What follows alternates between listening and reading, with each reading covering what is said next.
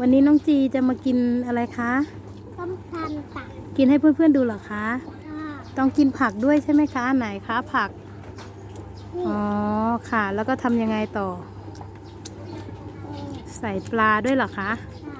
แล้วก็ใส่อะไรคะ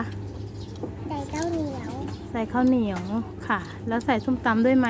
ใส่ด้วยใส่ด้วยเหรอคะอ๋อต้องห่อแบบนี้เหรอคะค่ะต้องหาดรวมกันอ๋อต้องห่อรวมกันอ๋อวิธีกินต้องกินอย่างนี้เหรอใช่โอเคคำใหญ่ขนาดนี้เลยเหรอลูกนี่นี่จ้าแล้วก็ลงท้องง่ำโอ้โห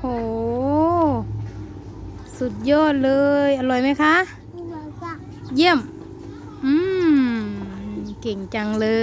ยเพื่อนๆกินเหมือนน้องจีไหมจ๊ะนี่ส้มตต้องดูจ